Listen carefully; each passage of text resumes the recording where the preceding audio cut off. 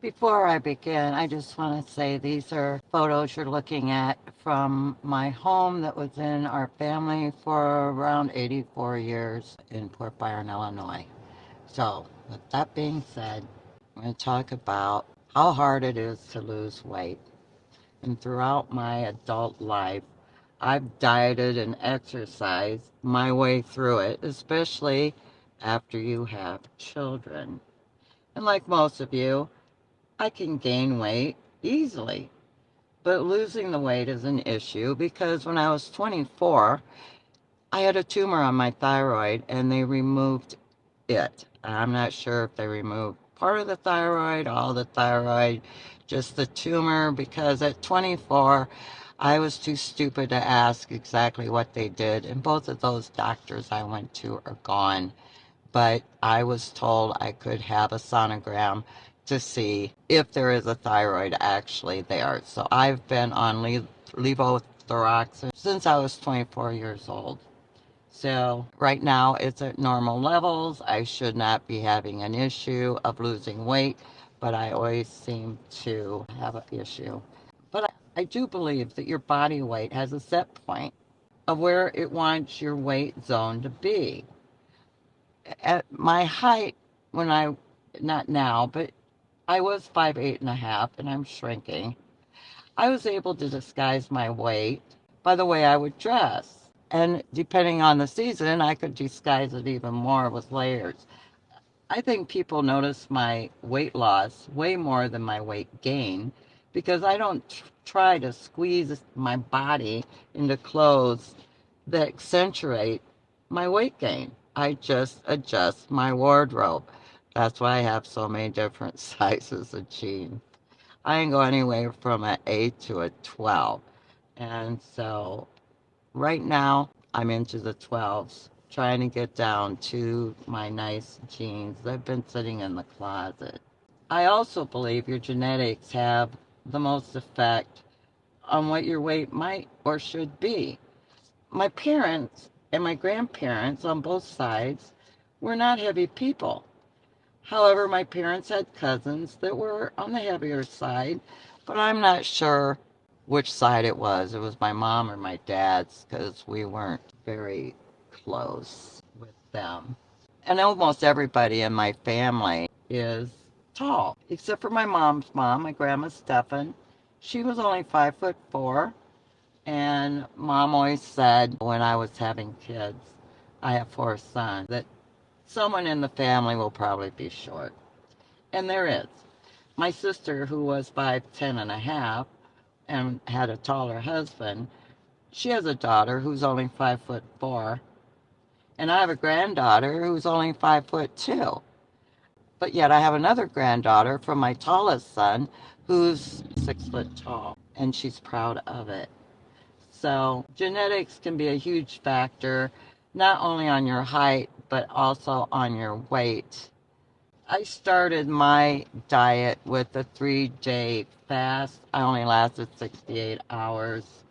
But after reading all the things about how your liver needs a rest and you need to clean out if you had a fatty liver, when I read everything that a fast was going to help me with, that's why I did it, because I did overeat over the holidays and I just wasn't feeling that great. But I also thought because of my thyroid issue, maybe it was time to signal things that I needed to lose some weight, and hopefully this would kickstart it. After the 68 hours, you're supposed to introduce food slowly, so I did start on the 3-day egg diet. And that wasn't bad. You eggs, cheese, butter. I could deal with that because I like eggs. I have a video of that one too. But after fasting, we need to really introduce foods slowly.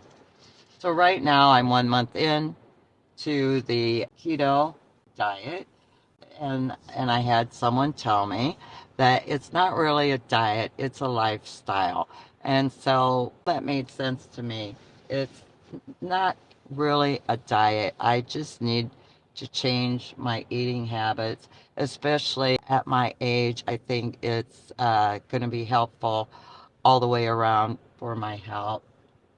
At the end of this video, I'm going to share with you 6 things that you might not know about weight loss, and I found them interesting. So hopefully you will too.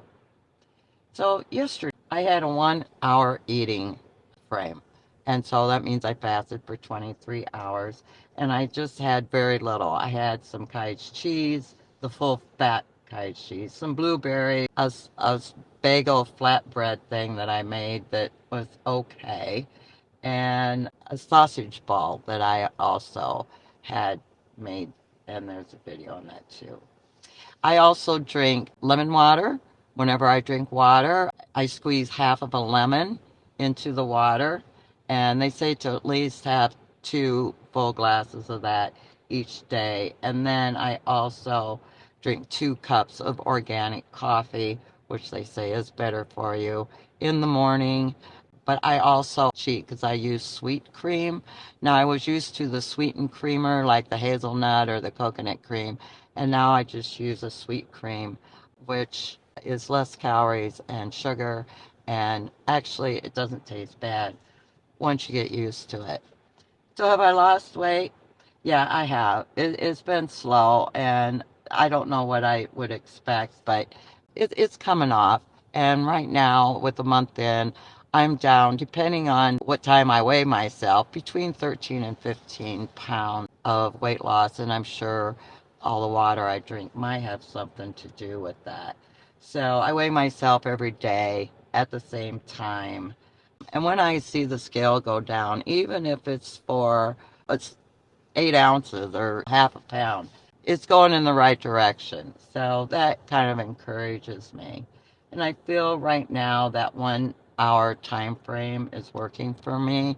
Now, I might not feel that way next week. I might think, oh, screw it, I'm going to have a 4 hour eating window. And last night I was hungry for something sweet, so I made some keto brownie bites that I saw a video on, and I popped up off the sofa and made those, and that they were good. I'm going to do a video on that.